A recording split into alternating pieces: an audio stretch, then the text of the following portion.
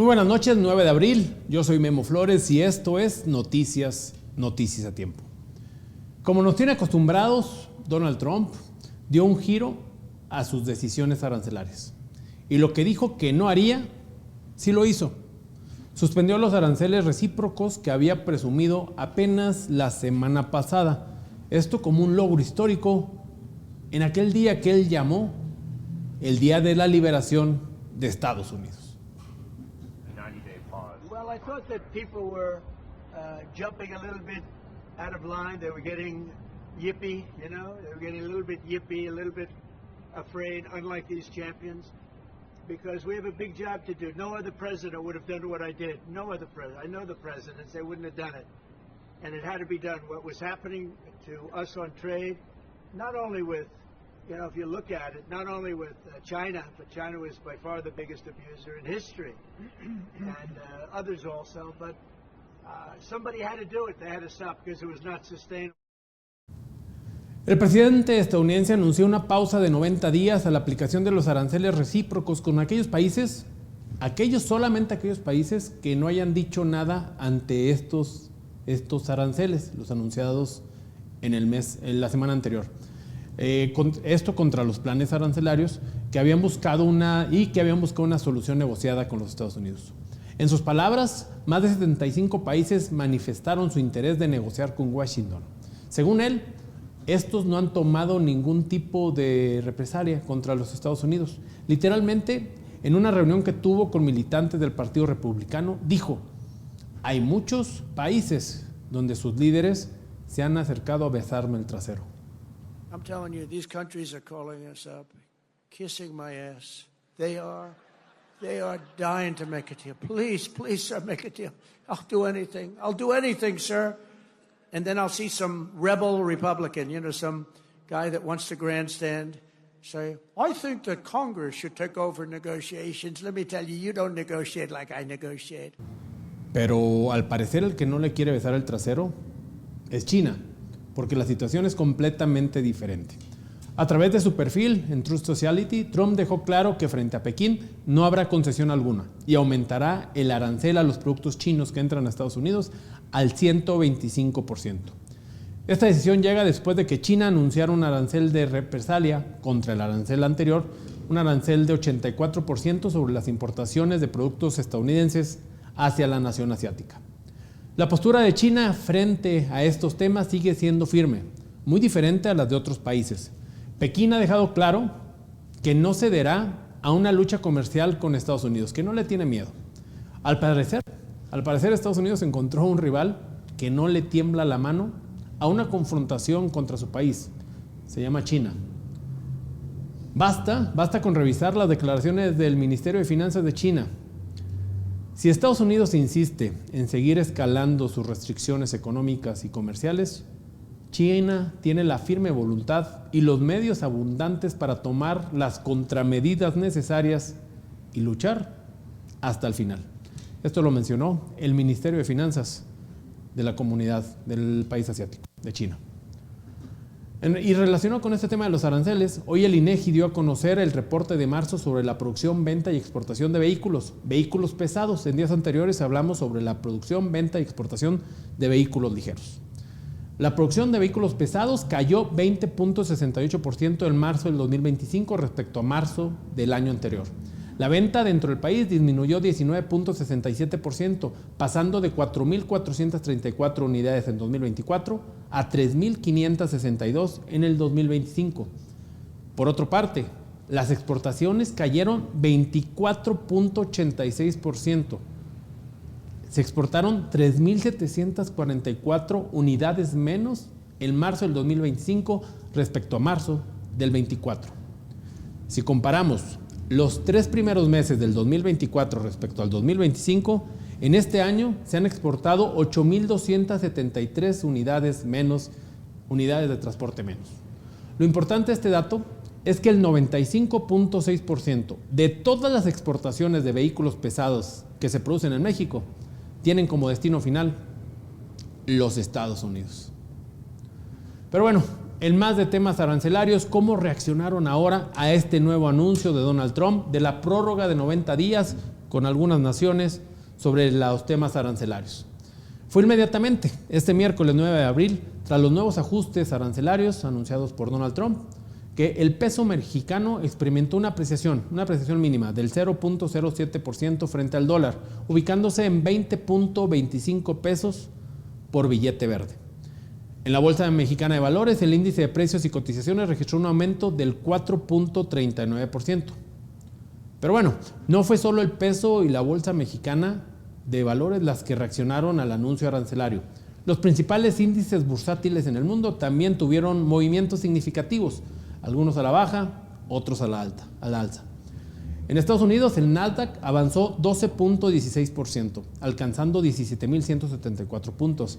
Standard & Poor's 500 subió 9.52%, mientras el Dow Jones creció 7.87%, como lo estamos viendo ahí en pantalla. Estos son los principales indicadores estadounidenses.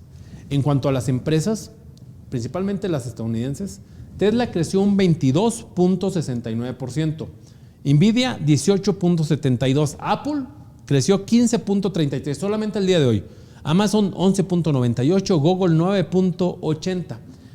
En cuanto a la Bolsa Mexicana de Valores, las principales empresas que crecieron fue Grupo GISA, Grupo Industrial Saltillo, creció 17.28%, Vista Oil & Gas creció 10.20% y Grupo Inbursa de Carlos Slim creció 9.87%. En cuanto a las bolsas de valores en otras partes del mundo, en Europa el DAX alemán cayó 3%, la bolsa de valores 2.92%, la bolsa francesa 3.34% menos. El INVEX español 35 cayó 2.22%. En cuanto a las naciones asiáticas, la bolsa japonesa cayó 3.93%, Hong Kong creció 1.68%, la bolsa de la India cayó 1.61%, mientras la bolsa de valores de China subió un 1.31%. Todo esto ocurre después de que Donald Trump anunciara una reducción de aranceles recíprocos a 75 países, aquellos países que no aplicaron represalias contra los aranceles que días antes había interpuesto Estados Unidos. Ahora vamos con información, con noticias nacionales. El Comité sobre las Desapariciones Forzadas de la ONU defendió este miércoles su decisión de solicitar que la situación en México en este tema sea tratada en la Asamblea General de la ONU. Una solicitud que, como era de esperarse, ha sido rechazada por el gobierno mexicano. Es la primera vez que se activa este mecanismo, elevando el caso a la máxima instancia de las Naciones Unidas. En una nota aclaratoria, el comité subrayó que estas decisiones se toman con gran responsabilidad y destacó su interés en seguir cooperando con el gobierno mexicano. Sin embargo, el 4 de abril, tras recibir la información que sugiere desapariciones forzadas generalizadas en el país, el gobierno mexicano anunciará que presentará el caso ante la Asamblea General para presentar una queja porque no está de acuerdo con esta decisión.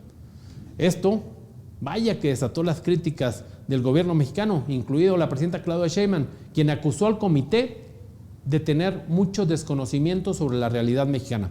Pero lo que realmente llamó la atención fue los comentarios del payaso de Gerardo Fernández Noroña. Nomás vean ustedes lo que dijo. No tienen vergüenza, no tienen moral, no tienen autoridad política, no tienen autoridad ética, no tienen nada.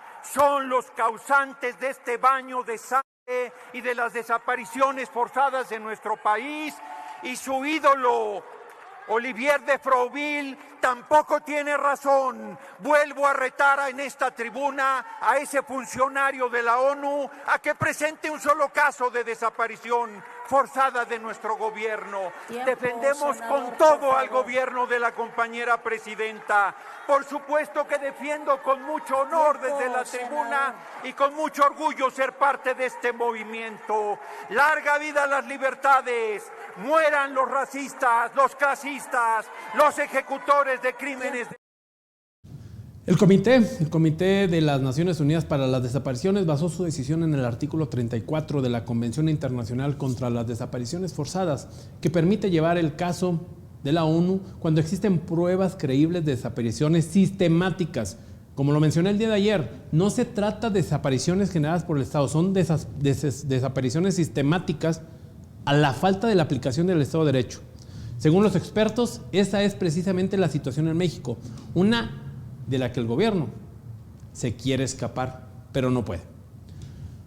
Hoy en Palacio Nacional no estuvo la presidenta, mientras Claudia Sheinbaum estaba viajando hacia Honduras para participar en la cumbre de los estados latinoamericanos y del Caribe. Acá en México, la realidad toca la puerta. Esta mañana la madre buscadora Cecilia Flores, que tanto incomodó al presidente López Obrador y quien es la fundadora del colectivo Madres Buscadoras de Sonora, llegó a Palacio Nacional. No llegó con gritos, no llegó ni con reproches, llegó con rosas blancas, como símbolo de paz y de desesperación. Pidió una audiencia con la presidenta, pero la presidenta no estaba. Pues el día de hoy venimos nuevamente aquí a la puerta de Palacio Nacional, que vea a la presidenta, que como otras ocasiones acudimos, venimos a hacer presencia para que la voz de nuestros desaparecidos siga siendo escuchada, para que las madres sigamos siendo visibles, para que vean la situación que vivimos, y lo único que pedimos es tan poco, solo pedimos que no nos maten para que podamos seguir buscando a nuestros desaparecidos. Venimos a regalarles flores, esperemos que le llegue una, y que también así como le lleguen las flores, le llegue este recado que tenemos en estas pancartas.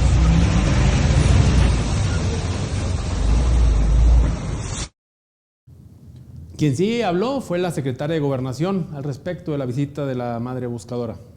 Rosa Isela Rodríguez anunció que habrá reunión este viernes 11 de abril a las 11 de la mañana.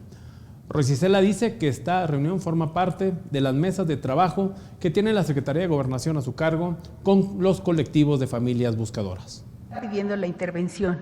Desde ayer la señora madre buscadora sabe que tiene una cita conmigo el viernes a las 11 horas. Este viernes hemos estado en sesiones permanentes con diferentes colectivos, atendiendo con todo respeto a los colectivos de las madres y padres buscadoras. Pero bueno, como ya lo mencioné, la presidenta Claudia Sheinbaum hoy no estuvo en la mañanera, también como ya lo vimos en los videos. La presidenta viajó a Honduras para participar en la 9ª cumbre de la Comunidad de Estados Latinoamericanos y Caribeños, la CELAC. Es un evento clave a nivel regional, sin muchas repercusiones, es más el show que la realidad.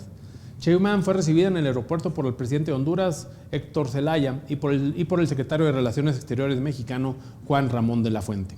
Además del encuentro con Zelaya, la mandataria mexicana estuvo acompañado por Lázaro Cárdenas, jefe de la oficina de la presidencia, y Raquel Cerur, subsecretaria para América Latina y del Caribe.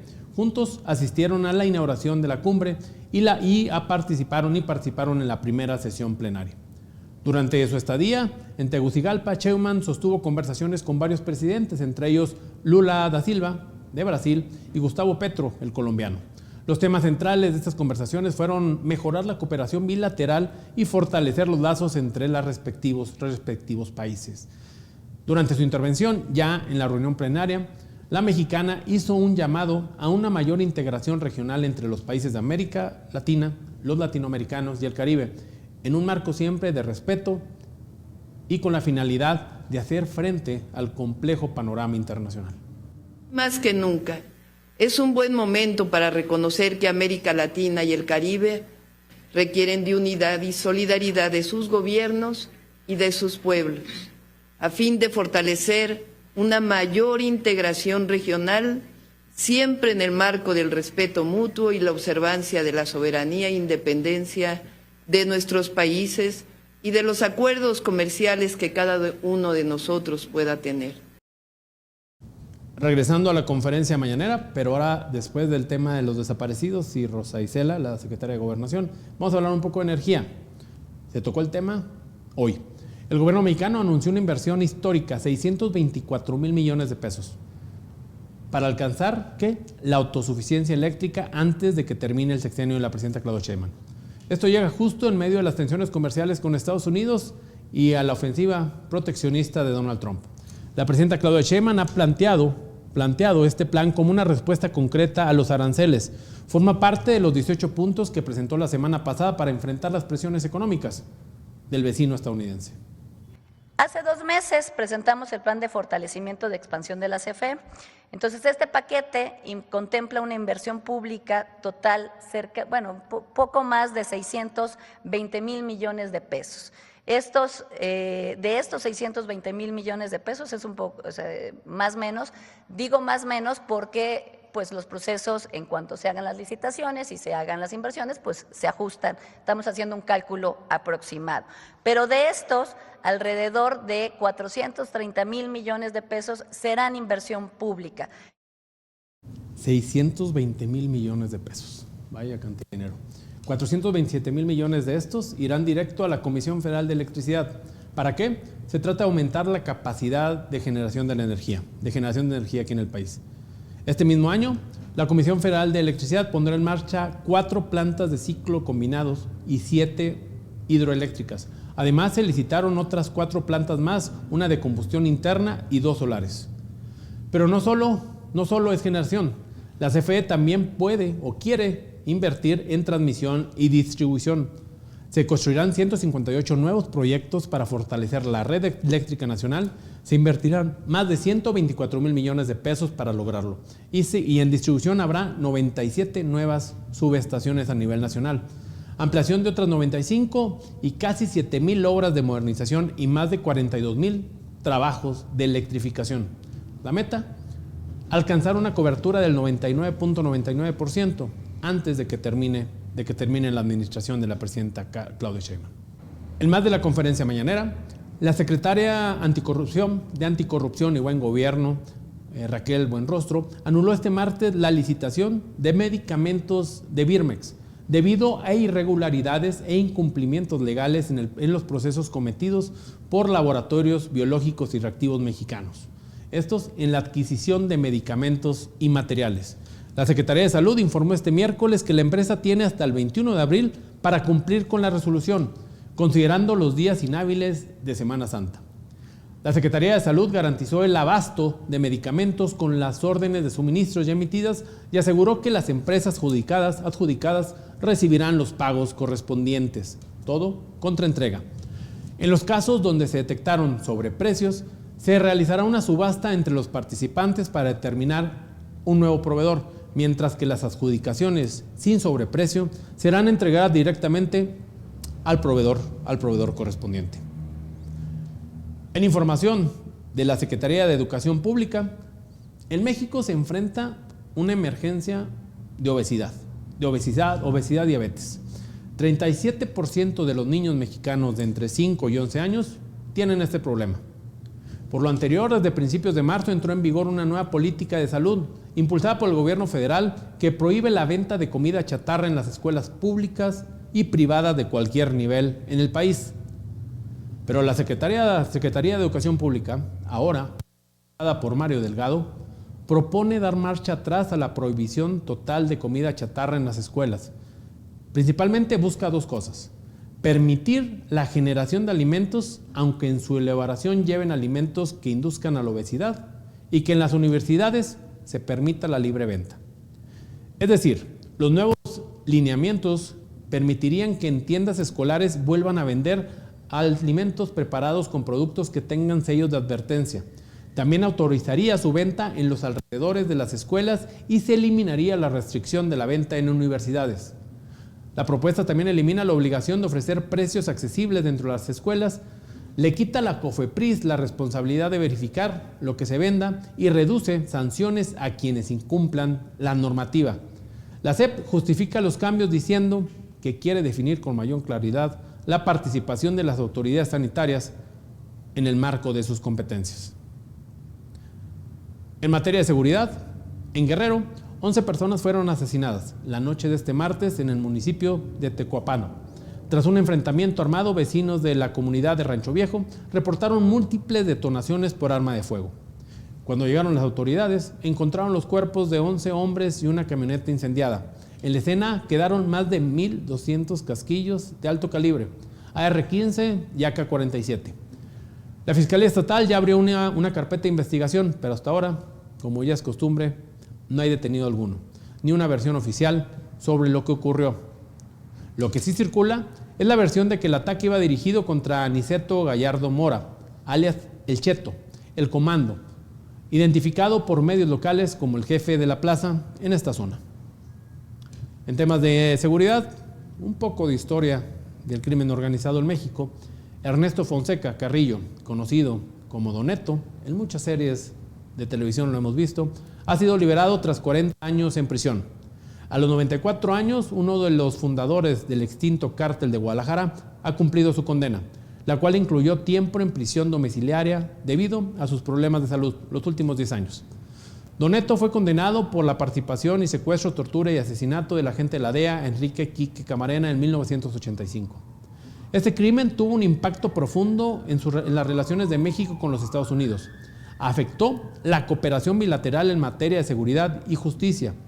La liberación de Fonseca Carrillo llega en un contexto en el que otros miembros del cártel de Guadalajara continúan enfrentando procesos judiciales.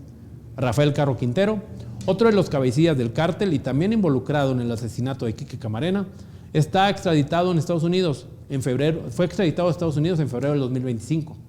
Mientras que Miguel Ángel Félix Gallardo permanece encarcelado aquí en prisiones mexicanas. Y hablando de presuntas delincuentes, pero ahora de la escena política, la senadora de Morena, Andrea Chávez, expresó su acuerdo con el llamado de la presidenta Claudia Sheinbaum, después de que la regañó por hacer actos anticipados de campaña, y el llamado fue para no hacer actos anticipados de campaña. Chávez aclaró que no está haciendo declaraciones y simplemente respaldó lo dicho por la presidenta, regañadita. Esto ocurrió tras los señalamientos de posibles actos anticipados de campaña por parte de la senadora.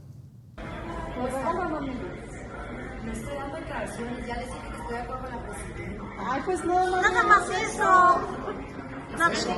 Eso nada más. Nada más eso, senadora. Ante los señalamientos de presuntos actos anticipados de la senadora Chávez, la presidenta de México informó el día de ayer que enviaría una carta a su partido para sugerirle que haya reglas claras y que nadie debe de adelantarse a los procesos electorales. Por otra parte, en el Senado, Gerardo Fernández Noroña mencionó que el tema de las campañas anticipadas fue discutido en una reunión reciente en Palacio Nacional, donde se acordó la necesidad de establecer reglas para los procesos internos de Morena. Lo conversamos. ¿Lo conversaron en la previa? No. ¿Con la doctora? ¿Con la presidenta? Ustedes saben, no es secreto que todos los lunes nos reunimos con la compañera presidenta y vamos tocando temas, tanto en materia legislativa como de la situación política del país. Y ahí se expresó la preocupación de que Morena debe tener reglas para los procesos, o sea, no puede ser el movimiento en general, el país en general debe tener reglas, si no hay unas reglas generales con nosotros. Regresamos con información internacional que tiene repercusiones directamente en México. En Washington este miércoles el Senado norteamericano confirmó a Ron Johnson como nuevo embajador de Estados Unidos en nuestro país. Se trata de un coronel retirado del ejército, exoficial de la CIA y exmiembro de las Fuerzas Especiales norteamericanas, con experiencia en misiones de combate en El Salvador y durante los años 80 en los Balcanes. La ratificación se dio con 49 votos a favor. Johnson se había desempeñado como embajador de Estados Unidos en El Salvador durante la primera administración de Donald Trump, donde colocó el tema de la migración como eje central de su agenda. Ahora llega a México, en un momento en el que las relaciones bilaterales enfrentan tensiones crecientes por los aranceles, por el tema de la drogadicción, la exportación de drogas, la crisis fronteriza y por el endurecimiento del discurso de Washington contra México. En materia económica, vamos con información de este tema. Los números lanzan señales de advertencia. La inflación en México subió por segundo mes consecutivo en marzo. Siguen dentro del rango objetivo del Banco de México, pero el ritmo ya parece preocupante. Según el INEGI, el índice nacional de precios al consumidor subió 0.31% de marzo respecto al mes anterior. Esto lleva a una inflación anual de 3.80%. Pudiera considerarse controlada, pero el dato que realmente refleja la presión sobre los bolsillos es la inflación subyacente. Esa que excluye productos con precios muy volátiles, como el jitomate o la gasolina. Esta subió un 0.43%. Las mercancías aumentaron 0.45%, los servicios 0.41% y el alza es pareja y constante. Comer, transportarse, vestirse, todo cuesta más. El único respiro vino del lado de los energéticos y las tarifas controladas por el gobierno. Estas bajaron 0.45%. Por el otro lado, los productos agropecuarios subieron 0.41%. Y si hablamos de lo más básico, lo indispensable, la canasta consumo mínimo también subió 3.60% respecto al 2024. Chéquense estos datos. El limón subió 20.75%. El tomate verde 17.56%, el aguacate 7.16% y la carne de res 3.26%.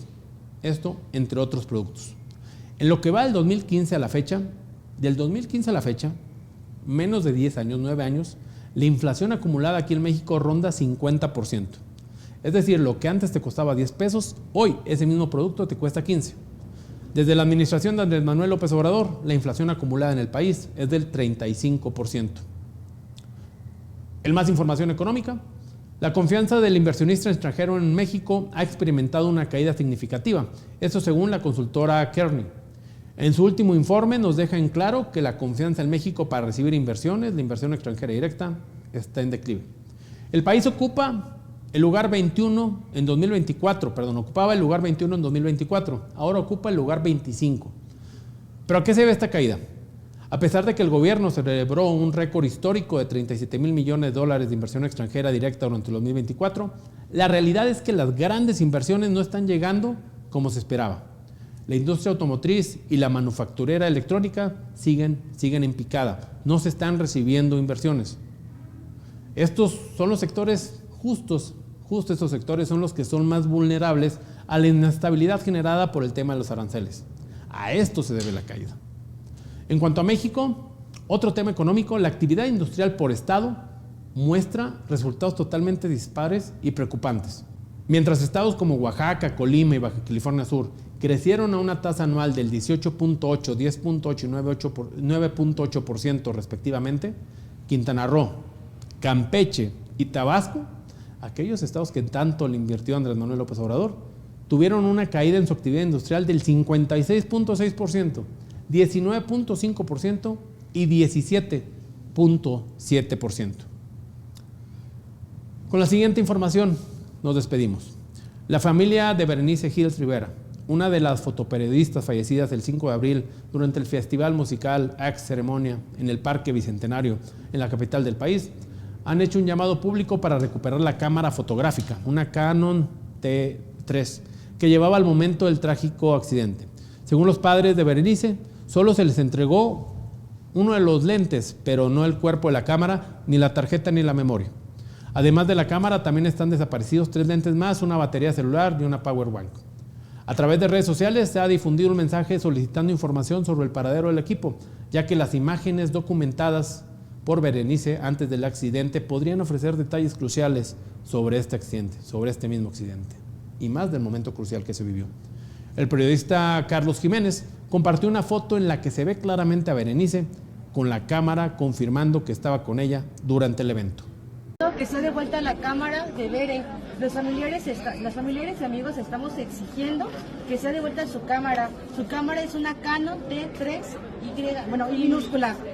No fue devuelta ni encontrada. La cámara de su compañero Miguel sí fue entregada a sus familiares, pero la cámara de Berenice no. Pedimos justicia para su trabajo y que sea respetado, por favor. Gracias. Con esta información nos despedimos.